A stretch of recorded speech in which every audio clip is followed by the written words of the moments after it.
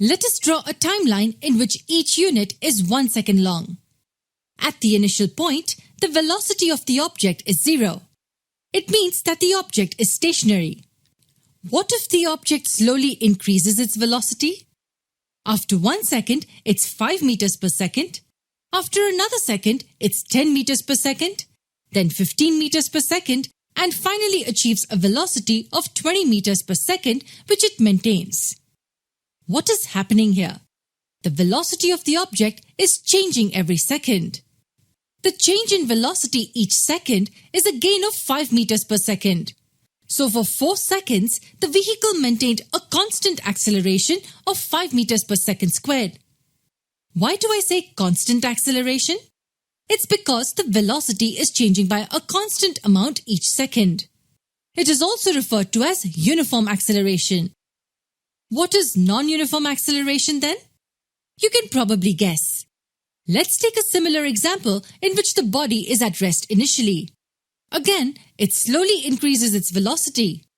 After 1 second, it's 2 meters per second.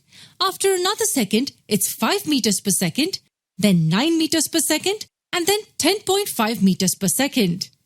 Here, the velocity is not changing by a constant amount. The acceleration is not constant. And this is referred to as non-uniform acceleration. An example of uniform acceleration would be the motion of a free-falling body. It's free-falling when it's under the sole influence of gravity. The body will accelerate at a constant rate of 9.8 meters per second squared, often approximated at 10 meters per second squared. And a perfect example of non-uniform acceleration is that of a car moving along a straight road.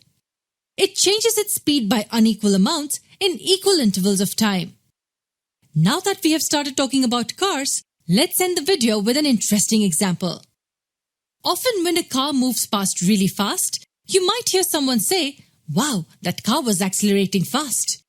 Would that line always be correct? Not really. Going fast has nothing to do with acceleration. Perhaps the car was at a constant velocity, which would mean zero acceleration. A car moving at a very high velocity can still have zero acceleration.